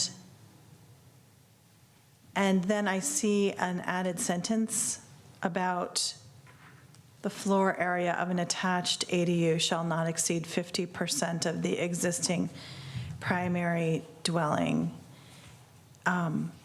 So a couple questions on this. I wanted to figure out where these standards came from, the 850 and the 1,000, and then talk about the need to have this new sentence in there. Okay. I am not certain where 850 comes from, but I believe 1,000 is the bare minimum that the state says that we must allow for an ADU that's not a statewide exemption ADU. I might not want to speak too confidently on this, on the source of the 850 and the 1,000. I know that the state laws are very clear that the 800 square feet must be allowed, and that numerous dimensional standards must be waived in order to accommodate that 800 square feet. But I believe that the state also says that cities must allow somewhere between 850 and 1,000. We can look into that and get back to you. My recollection, because it was a few years ago, was that the numbers, at least the 1,000, was based off of discussion, like from either the commission or council. And possibly, I think the option was maybe to even go up to 1,200 at the time, but that's kind of what was settled. But we can definitely look into the history of that and let you know. I mean, I would be in favor of being flexible because this is a maximum that's dictated here. And so if people don't really understand if it's hooking to something or if it just is kind of like with a nice thought, I would totally err on the side of being more generous and more flexible. If someone wants to do a 1,300, but they have a very large lot, you know, I mean, so I don't want this to be too confining. I would recommend that we come back with something that is not as confining as this because it is very kind of in a really narrow band to me. And so if you could talk about then if there is an existing primary dwelling, the total floor area of an attached ADU shall not be more than 50% of the existing. So this is just for attached. Yes. This comes from, we've experienced this at least a couple of times on applications where someone's proposing to convert quite a lot of space. In one circumstance, I'll give kind of made up numbers just to make this make sense, but it's 1,000 square feet on the first floor and 1,000 on the second floor, and they wanted to convert the entire second floor to ADU, and we weren't clear. I think it actually might have been 1,200 and 1,200, which was why we were looking into it. Conversions have no maximum. If you're converting existing space, there is no maximum at all. And the state mandates that, so it's something the city actually can't limit, but the state does mandate that no greater than 50%, or the ADU cannot constitute greater than 50% of the total resulting dwelling. So that's where this is coming in, is we've run into this when researching, well, there's no maximum for the conversion, but is there some threshold here where the ADU cannot dwarf the main dwelling? Because ADU accessory to the main dwelling, it sort of implies that it's supposed to be smaller or at least roughly the same size. So that's what got us looking into it, and it turns out that the state does mandate in the state government code that regulates ADUs, that if cities' ordinances don't speak to a maximum conversion percentage, then it defaults to 50%, and cities can't mandate that it can be, that we can't limit it lower than 50%. I'm mixing up my words. I don't know if that makes sense. This would be the most generous that the state would automatically allow. Right. So I'm wondering if that's not another alternative, which is just define the size of the ADU or the JDU relative to the primary dwelling, and then you could do away with the maximum square footage sizes because it really would be more contextual to the main building, regardless of what that looks like. So I'd be interested in kind of a discussion around playing with those two elements and then making this more flexible if it does need to be dictated with maximums, because I think the other way to go is that you could be dictating minimums. Like I assume you wouldn't want somebody to create a 200 square foot unit that's not really habitable. So, and so why not create minimums instead of maximums? It's definitely something we can explore. Yeah, thanks. I'm looking at my notes. I think I had one other question. Impact fees, page 24. So I am not up to speed as to what state law says. So I just wanted to ask that, and I guess it's in section G, and then it's 5 for impact fees. So A says we can't charge any impact fees on something under 750 square feet in size. So is that dictated by state law? I do see a government code section there. Yes. Okay. Yeah, state law does not allow us to take in impact fees if it's 750 square feet or lower. That's right. Okay, that's vaguely familiar. All right, and then if it is 750 or higher, the first one is less then. So it's 750 or higher, then it's proportional to the square footage of the single unit dwelling. Does that mean the primary dwelling? Yes, well, I would actually need to look into how that works with multifamily. I'm not sure. Okay. Because if it's saying primary dwelling versus single unit dwelling, primary could be more of a blanket term where single unit's only going to really be referring to single family. Right.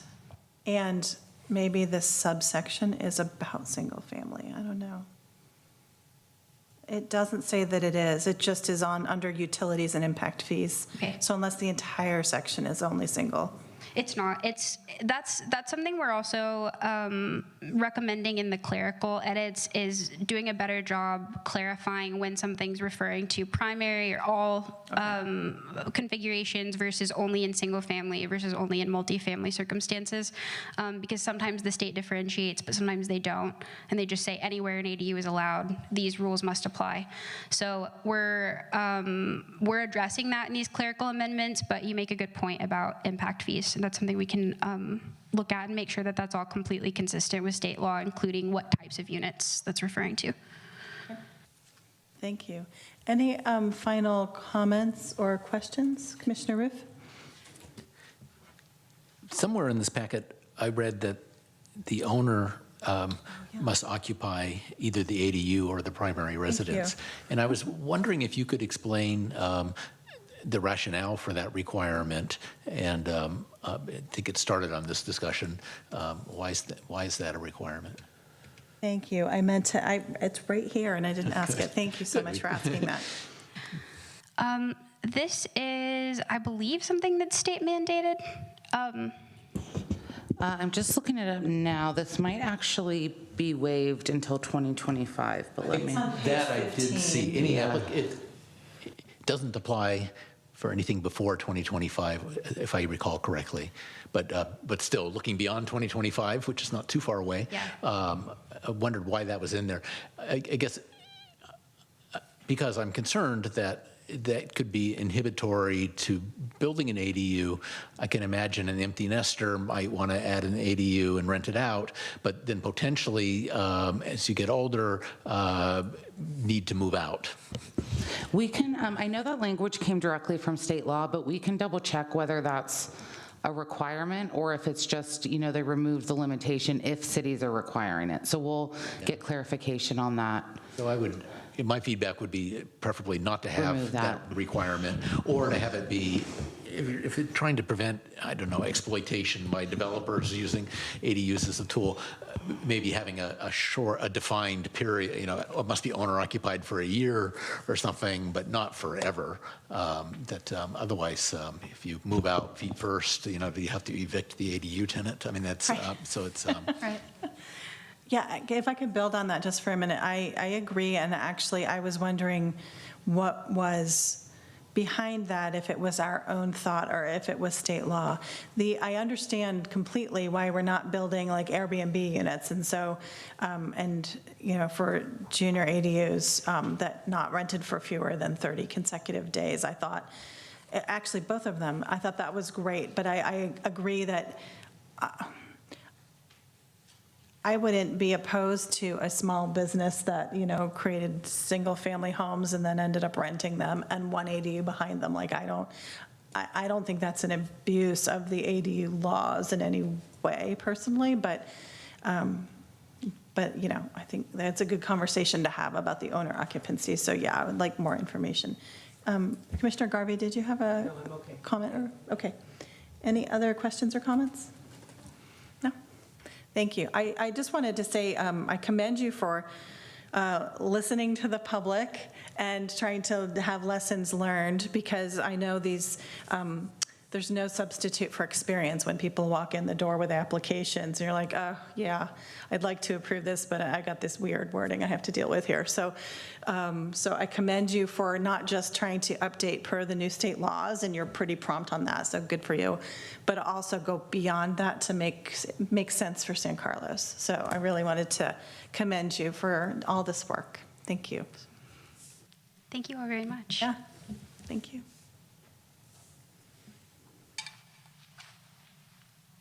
Okay.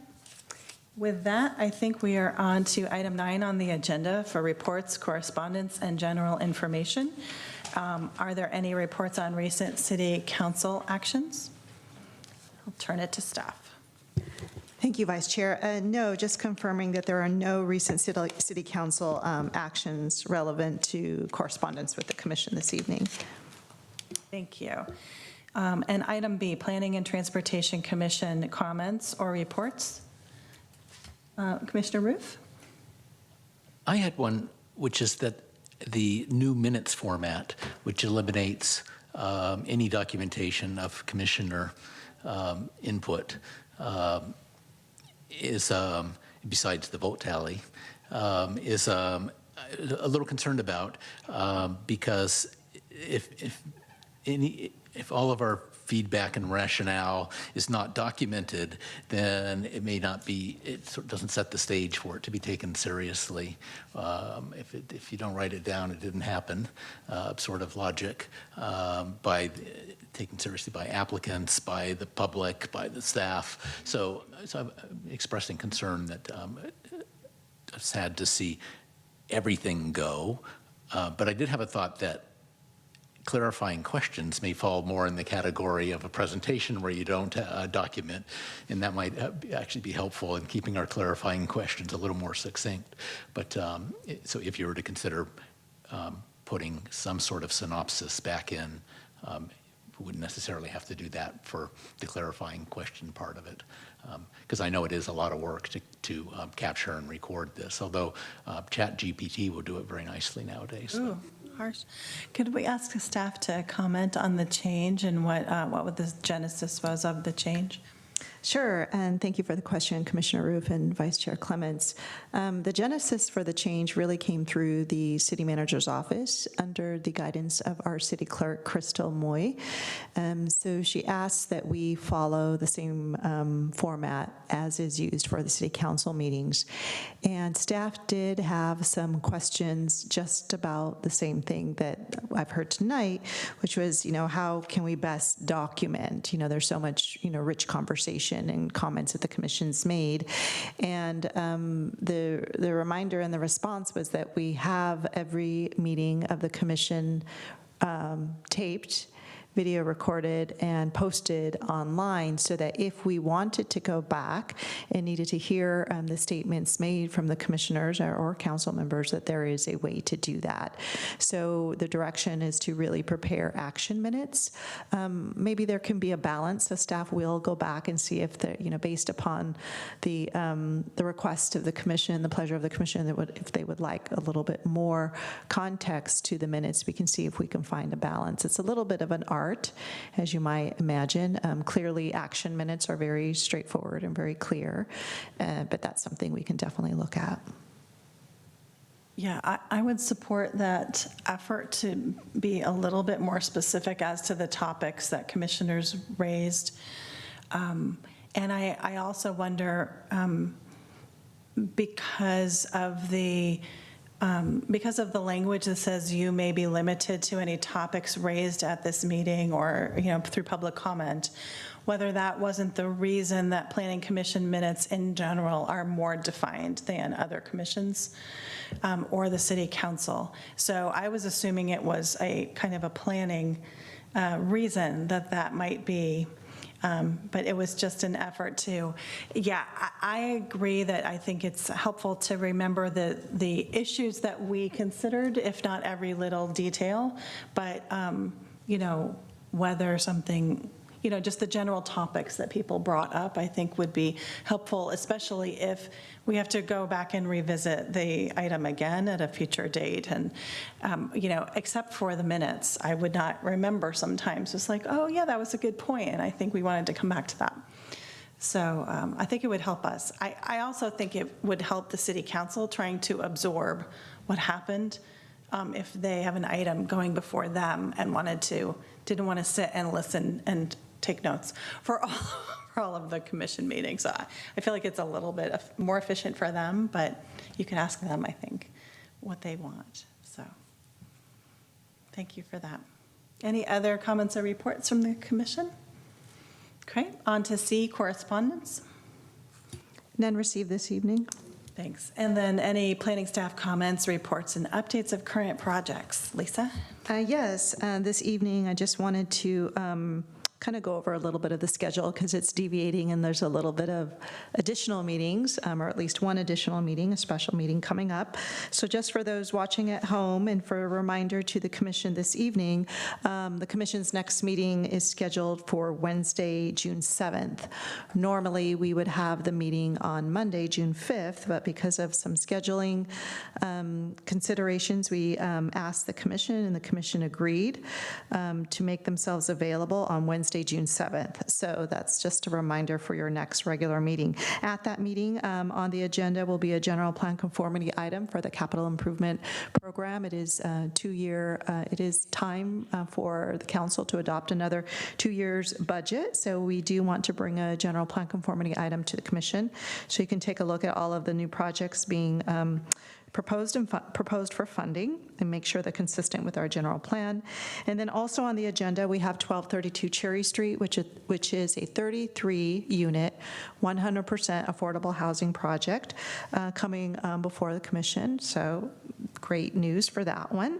And then it looks like we may be working to get 841 Old County Road back on the agenda, but that's to be determined. If so, we'll notice that accordingly. And then following the June 7th meeting, the last meeting in June.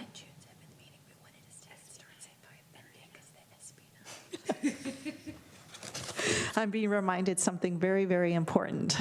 For the June 7th meeting, there is a, I guess there is one, it's considered as one special meeting, and it's special because it's long and has 2 parts. The first part is a 5:30 p.m. start time for a study session on SB 9. And then we imagine that will take an hour. We'll have a short break, and then we will start up again at 7 o'clock and take forward the items for the general plan conformity and 1232 Cherry and possibly 841. So we'll provide some fuel for the commission, if you will. Dinner will be provided on the 7th. And so then going into the commission's last meeting before the summer break, on the meeting of June 19th, we'll ask the commission to declare a summer recess. This is a little bit of a new formality that we're following in terms of how the council formalizes their summer recess. They just do a declaration. So we'll do that. And then just as a reminder, it's that time of year to have election of officers. So it's the time to elect a new chair, vice chair, and a member to serve on the RDRC. So that will be something that you all can think about. That a decision will be made on June 19th for that. And then getting into the heart of the agenda, staff will be bringing forward a formal recommendation for single-family objective design standards. And then we'll have another public hearing item on 1532 School Street, which is a request for a creek setback modification. And then the last meeting in June will be on Tuesday, June 27th, which will be a study session for mixed use and multifamily objective design standards. And it's my understanding that meeting will start at 7 p.m. So, and that is it for your regular meetings and special meetings in June. So that's quite a full agenda, but hopefully July will be a nice recess. You'll all have earned it, as will we. Great. And that's thank all I you. have for this evening. Thank you for those updates. And I think with that, and thank you for the teaser coming up. Yes, just one more announcement. Maybe I can ask Megan to make the announcement. Yes. Hi, good evening, commissioners. So Lisa did already speak to this, but just to kind of give you a sense about what's coming up with our objective design standards, during the meeting on Wednesday, June 7th, we will be bringing the final draft of the objective design standards for the single family development types to you for review, and we'll be asking for you to make a recommendation to the City Council regarding possible adoption. And then as I believe you are familiar with, our mixed-use and multifamily development types is on a different track from the single-family, and we're just getting started, really moving forward with that process.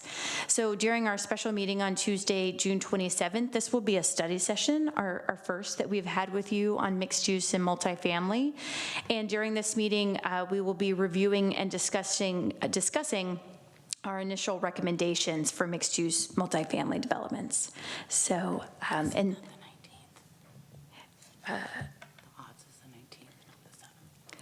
we're making sure that everyone's paying attention. This is a game of who is paying attention the best. I would like to backtrack and say that was my mistake. So my mistake on Monday, June 19th, that's when we'll be bringing the single-family development types to you for review. So that first date should be Monday, June 19th.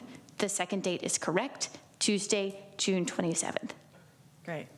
Thank you. That I was going to ask for clarification. You can tell we've been working really hard on trying to schedule all of this. And make room for all of this It's been like good work. popcorn a little bit.